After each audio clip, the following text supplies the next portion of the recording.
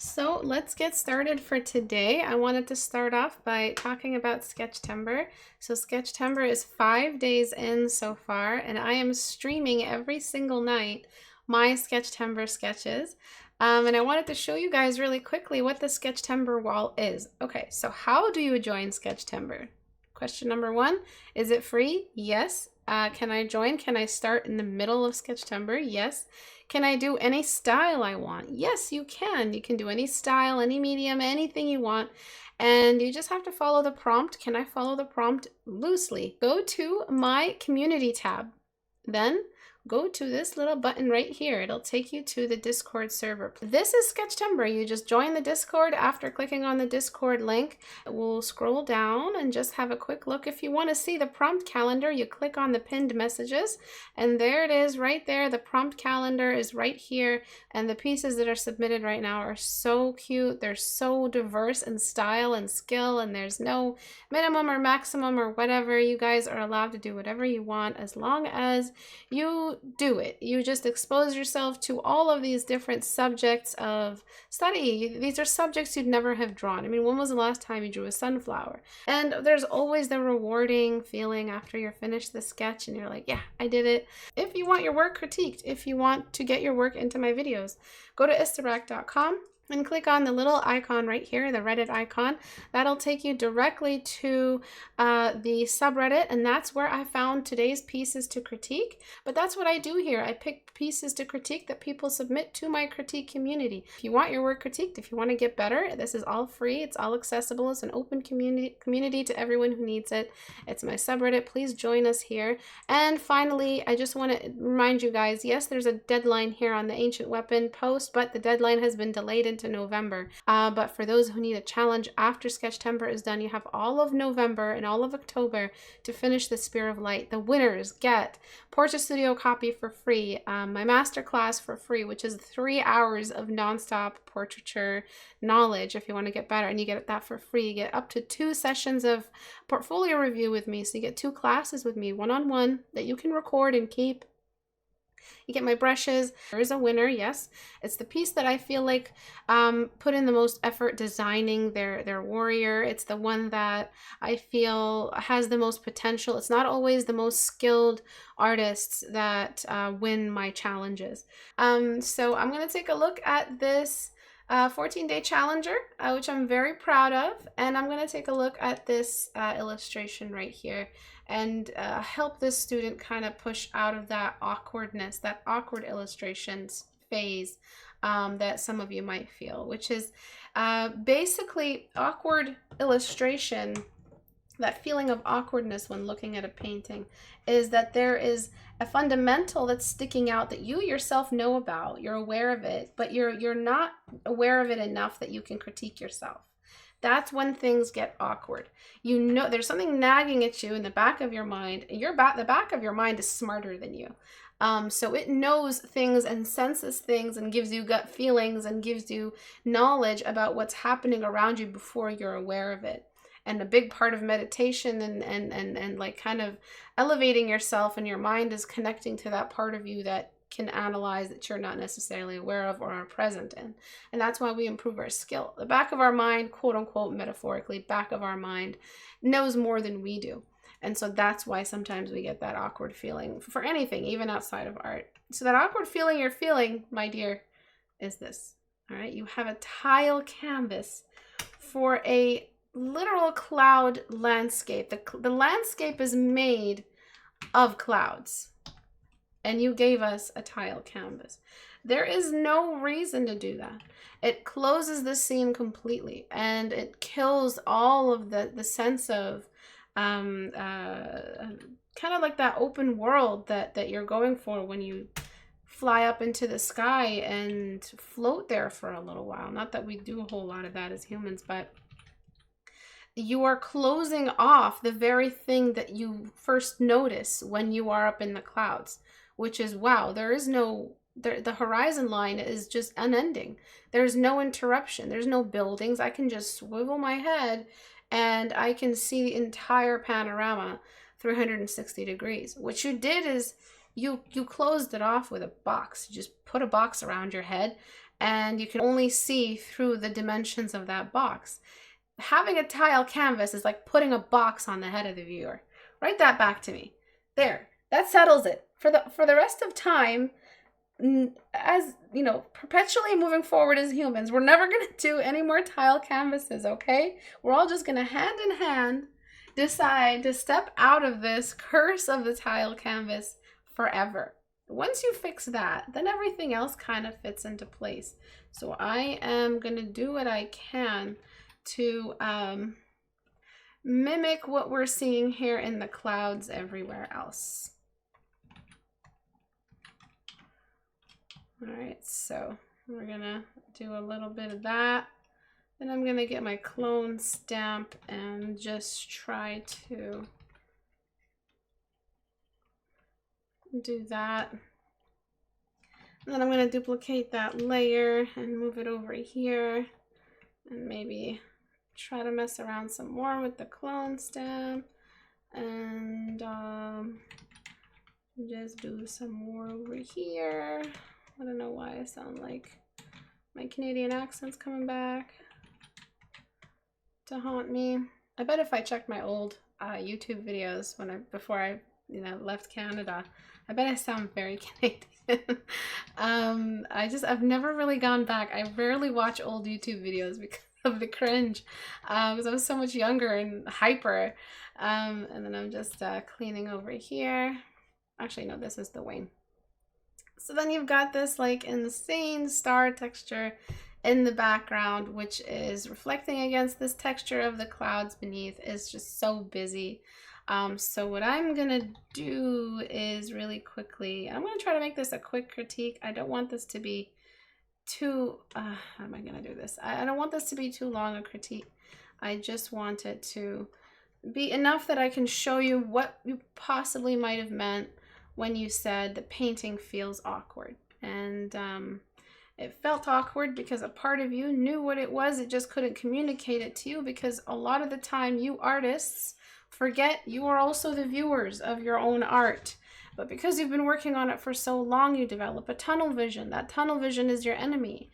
Write it back to me. The tunnel vision is the enemy of the artist. It stops them from being able to look at their art as if they are the viewer. The viewer in you, as you were looking at your art, felt like it was looking at a box. Through a box, sorry. And that's because of that detrimental tile canvas decision you made. Why did you make that decision? Well, let's talk about that. You don't study enough movies. You don't notice the movies you're drawing. Just the same way you don't notice that you are also the viewer of the painting you're painting. You are forgotten you are the viewer.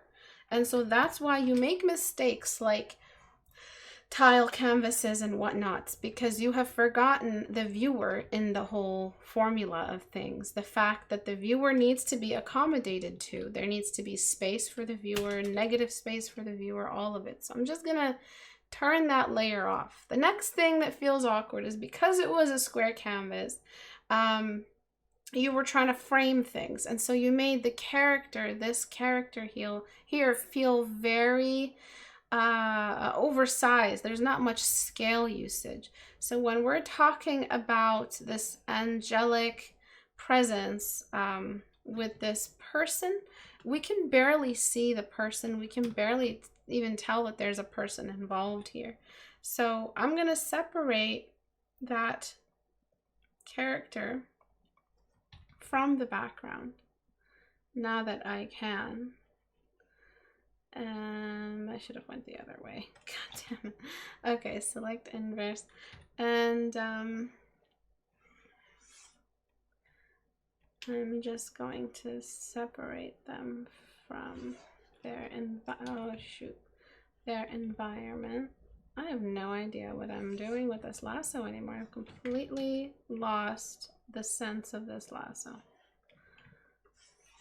So I just click inverse, right? Select inverse, and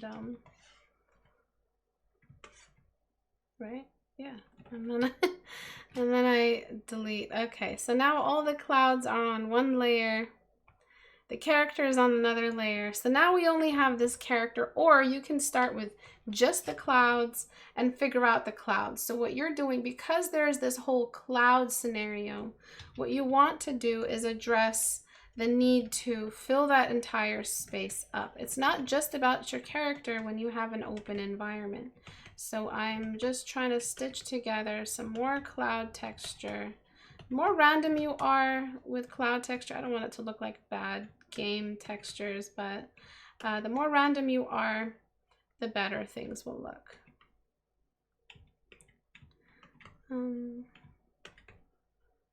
Okay, so now I'm just going to get my cloud brush really quickly and just delete away at those edges. Where are you? Where are you? Where are you? Where are you? I can't see you. What the heck? God damn it. Where's my reliable? Where's old reliable? Oh, there you are. Oh my gosh. All right, so I'm just deleting away like this.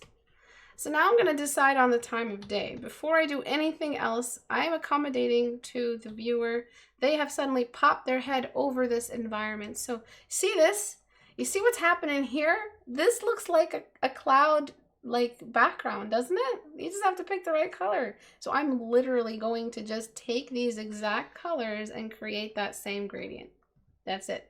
These guys right here are giving me the most realistic transition of values for that horizon line.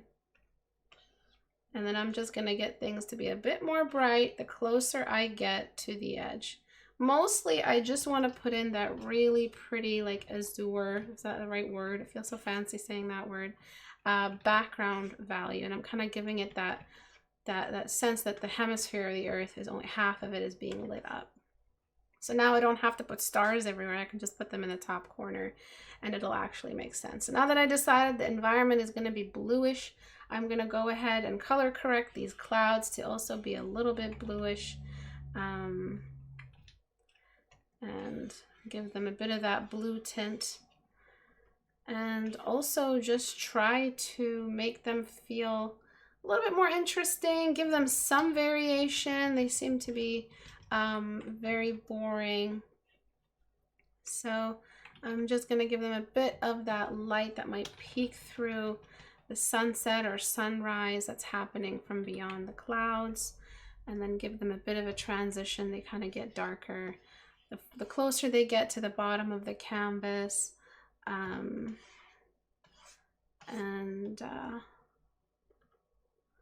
just give them more of that color. And so we have a really interesting setup now. I'm going to boost the saturation just a little bit. And there might be a need to darken the clouds a touch, but I'll deal with that later. That instinct, that inner mental instinct I have to darken the clouds when I look at the navigator is just telling me that there might be a need for that. So now I'm going to bring this character back in. And as you can see, they're just so big in comparison to the clouds we're looking at.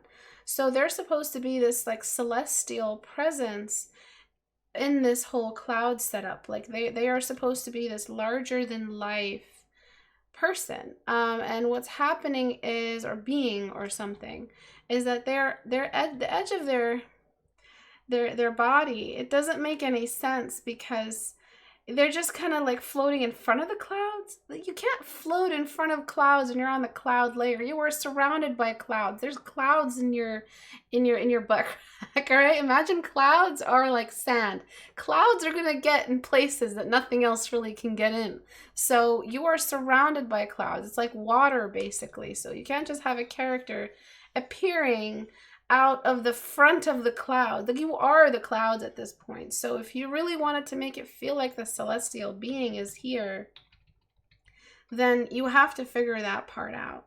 The next issue, I mean, you already added this. I'm going to go ahead and add it in. It might help us make some decisions, is the fact that it's an angel. So you need to set this up so that it feels like we are looking at an intangible, angelic being of some kind or other. Like it just feels like a very magical, godlike presence.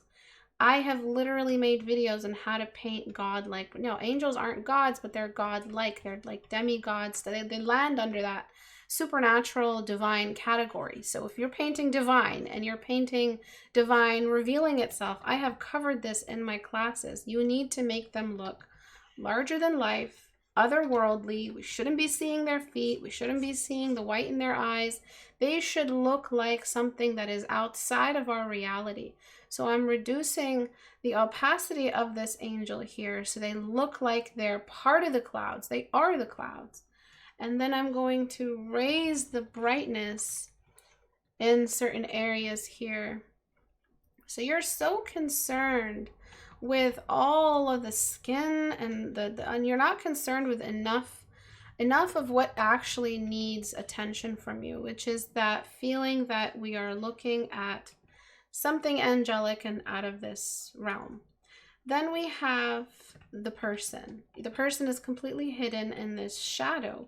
So what I'm going to do is invest some subsurface scattering.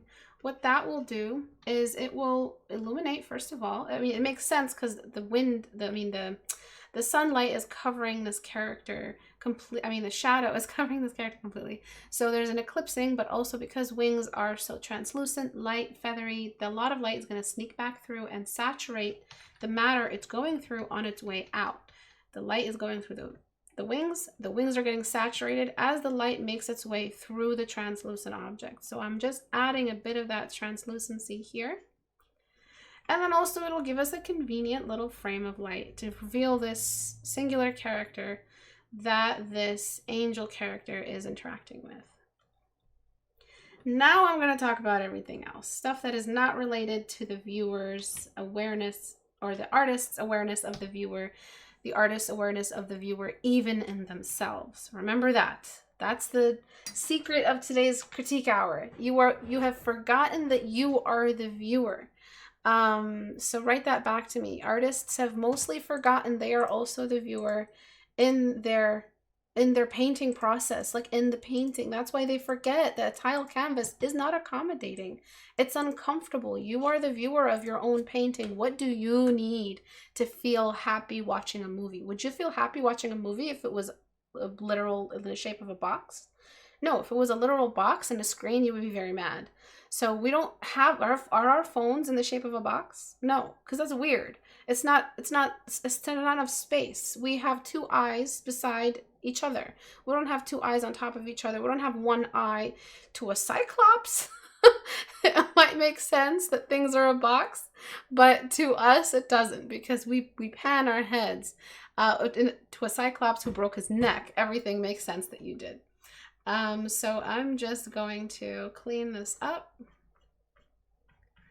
And there are so many other tips to making a character look angelic, look real, look like they're interesting to look at.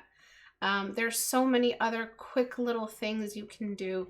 And I've covered literally all of them in a lot of videos that relate to God or godlike characters, how to paint a god, how to, just look that up in my channel, you'll see it. So now I'm going to talk about the things that aren't making much sense to me. First thing is I'm going to color correct this angel. It's supposed to look like it's part of the environment. So I'm going to throw a big blue wash over the whole angel. You're so concerned with the skin. Why are you showing us an angel with a tan? I mean, it doesn't make any sense.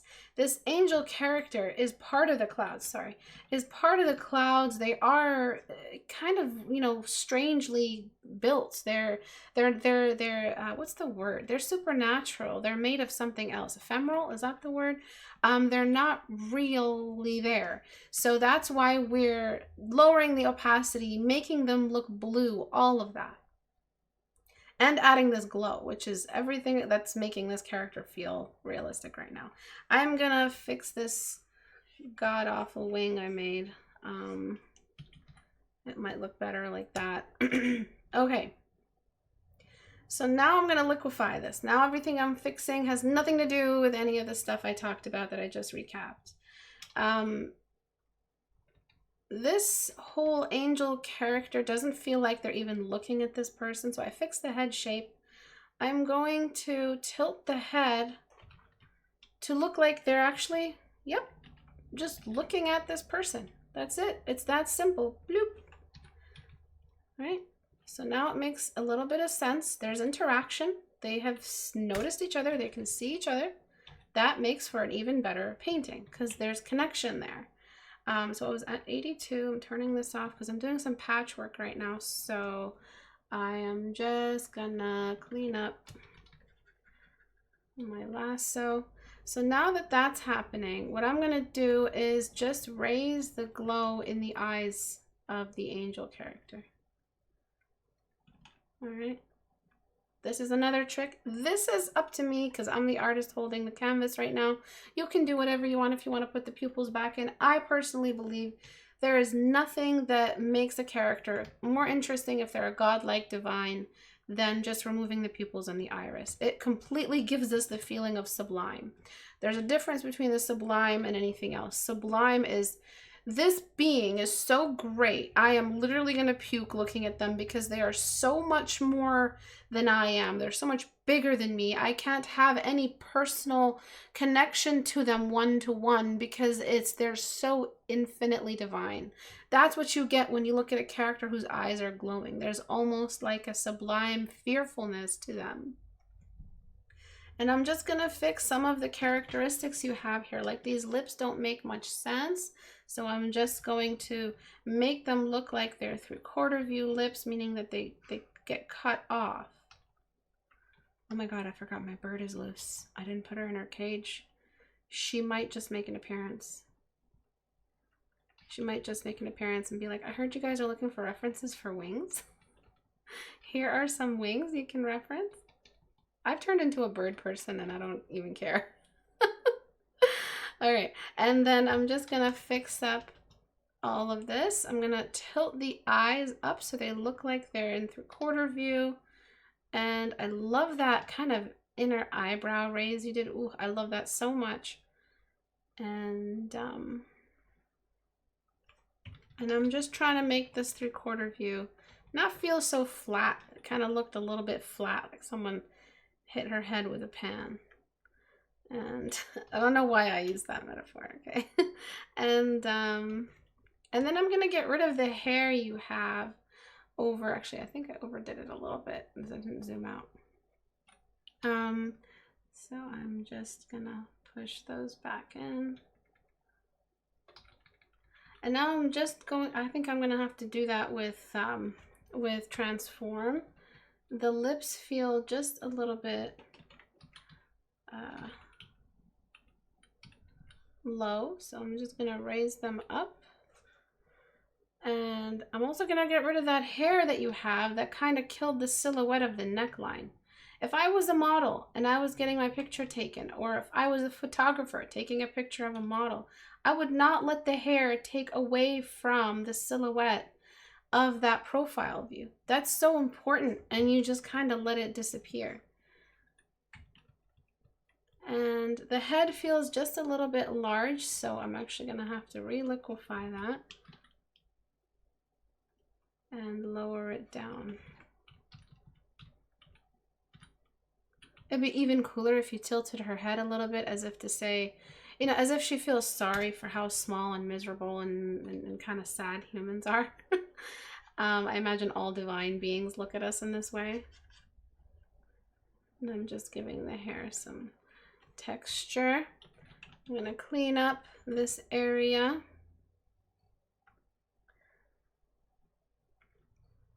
Yes, avatar state, exactly. That's what it feels like. Avatar state used to make me shake in my boots. I loved it. I just felt, I got goosebumps every time the avatar state happened. It was so cool, especially that little story about Avatar Kyoshi and how she came back to settle things after that one group of people were blaming her for the death of their king or something. It was so cool. He wore all of her ancient garb and she came through. Aang, oh, I need to watch that episode again. Anyway, so I fixed that. Now I'm just gonna go back to liquefy and make the make the gesture feel a little bit more interesting. She's kind of just standing there. I'm not trying to give her sex appeal, but I do want at least to show that there's some size to her. She's not just like a stick being, that she has a very clear, recognizable form, a feminine form.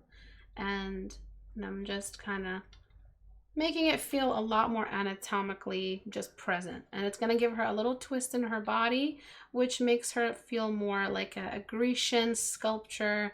Very, very interesting gesture change. You know how those Grecians, those Hellenic kind of leans and those sculptures from years ago, they have this one leg is straight and the other's kind of leaning, tilted. That really makes a big difference. So now I'm going to lower opacity back down to 80. I'm going to raise that glow. And I think this is what was missing in your entire piece. After this, you can do so much. You can add more effects into the background. You can add more color. You can add whatever. This entire gradient right here is up for grabs. So I'm just going to try to explain where all that sunlight and sunrise is coming from.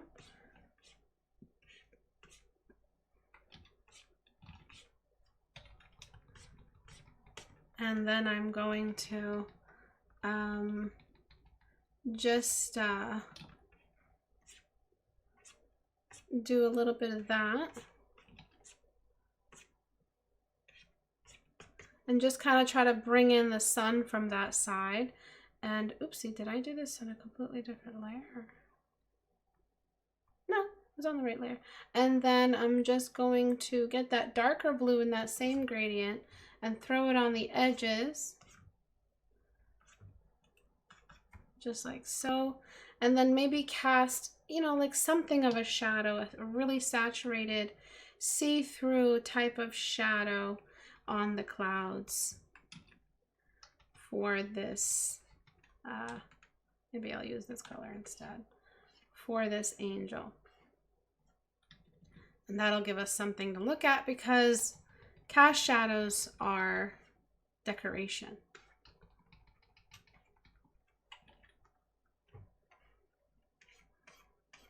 Okay, so these are some of the things you could do. There is a number of, you know, combinations of detail and changes. You can keep some of the stuff, you can get rid of it. One of the things you need to do is just make this cast shadow a little bit more blurry. Since we're talking about something that is being cast through a see-through object, blurry cast shadows are more interesting than sharp ones because they give us that, at least for me, and I've noticed they just look nicer because they have this variation. They're not quite sharp like other edges that can be sharp in an image or texture. And then they're always coupled with this really nice saturation line, which is why I feel like they're more interesting. And that saturation line sits right on that cast shadow and a little bit on the edges as well. Okay, so I'm going to flatten the whole thing and basically talk about what else you could do, which is just spiking up certain areas extremely bright, just to make it feel more like an angelic, divine, glowy moment. Might put it on soft light and then just make those little bits glow, just like so. So do you guys have any questions at all? Oopsie. Do you guys have any questions at all so far? Anything at all to do with, looks like an MTG card. Yeah, exactly. So I'm just adding those little bits of glow there. And there's other things to do. Like for instance, you could add a bit of rim light, fake rim light, really, it's not really there, but we're just adding it for the sake of this almost like atmospheric glow. The glow of the atmosphere of the earth, you know what I mean? Like around the entire body of the, not enough to flatten her, just to make it feel like there's this blue like glow of magic around, like a divinity glow of some kind. And of course there's detailing the feathers, which I don't have time for because I want to take a look at those 14-day challengers, but there's so much you can do here. And then I'm just gonna grab some kind of blue value and let it sit on the edge of that wing here, just some kind of atmospheric secondary light to sit there. And then merge down, and I'm just going to fuzz out this halo. And by all means, like, add that halo if you want. It looks really cool. And I'm just gonna add a bit of that same color bash, kind of matching the colors in a different area, just kind of adding that atmospheric horizon line blue that might eat up the scene in certain areas. It's just really nice because it wakes the whole scene up. And I don't know what this guy's doing. He's praying. He's like, please, please let me down. I know I astral project. I had no idea I went this high up. Poor guy has no idea how good he is at astral projection. He has to be sent back down into the earth by one of the guardian angels that hover around the earth. She's like, get back down. He's like, please. Anyway, this is so funny. I'm just gonna save it and then show you the before and after. Because the before and after are the hands on backwards? Oh, I don't know. I'm just gonna be scrolling through the before and after because I did a crop. Before is a square shaped tile canvas. So before, you see what I'm saying? It's like I was looking at this event through a box. Like I'm astral projecting, and I am also looking at this event, but I also have a box on my head for some reason. So before, after, so you get a lot more space to pan your head. You get to see this event. I added a couple things of my own, and I feel like it adds more. I would decrease the opacity even more. I wish I could have shown you what that looked like. I still have the history, so let me see. Before I merge down, I don't think I can do it, but before I merge down, if you reduce the opacity even more, I think it's even more mystical because we can see the clouds through the whole thing. So this is me before I did all of that. This is keeping it, and this is without it. So I still want to keep the majority of these things. So I'm just actually going to only reduce opacity where I can. And I'm just like deleting at my after just to get some of that opacity through. So just like here, just reducing her general opacity. Apart from the highlights, I kind of want the highlights there. But having low opacity on, or just having her a little bit more see-through, really does add that bit of mystical, astral feeling to the whole scene. Because we can see the horizon line through her, which I think makes it even more of a magical experience. And adds more depth, I think. Before, like, do you see what I'm saying? You guys forget you are viewers. You guys forget to look at movies. You guys forget what movies do to accommodate your eyes. And you guys forget to do that in your own illustrations. I hope this was helpful for your future compositions and your future layouts. You guys have some really interesting, cool ideas. But they're always weighed down by strange choices with your canvases that need to just stop. We need to evolve as a human race and stop using tile canvases for illustrations. Okay, so let's talk about this 14-day challenger. What is the 14-day challenge? You draw a portrait for 14 days in a row. It doesn't have to be every day. It can be 2 or 3 days between each day, but you're drawing basically 14 illustrations in a row from scratch each time. My masterclass is actually made to accommodate the 14-day challenge. So my masterclass is actually made for the 14-day challengers. So if you are interested in that, you can grab it on my store. And I basically teach you how to draw a portrait from the very first brushstroke to the last final detail highlight you're adding. I wanted to just talk about this post here and talk about the difference between day one and their day 8, which is insane improvement. Look at the way they were detailing the eye sockets. Oop, that's too much pixels. Look at the way they're detailing the eye sockets here versus here. There are actual eye sockets here. Look at the detail in the eyes. Look at the presence of the white of the eyes now. The resolution went up. And that's what is going to happen if you revisit the same subject each time, and each time you're pushing your capacity and patience even further. Look at the nose. Look, it was just a shadow block. Like, it was whatever I can't do, I hide in shadow is the motto of a student when they paint faces. That's why they all end up with muddy portraits. Look at the nose now. Shadow only really used where it's needed, and they barely use any. One thing that would actually lead me to my critique of this, which is start using the black where you need it. If you need it into the nostrils, use it in the nostrils. So we would put that necessary contrast there, because that's what nostrils do, they're holes. We would use them right here in the pupil. We would use them where we have some pigmentation. Not all eyebrows are dark, but most are.